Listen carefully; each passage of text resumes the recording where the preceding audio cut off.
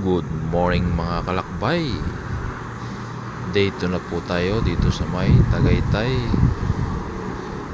April 30, 2025. Ayan po sa kasalukuyan pumuputok tanghaling araw dito sa Silangan.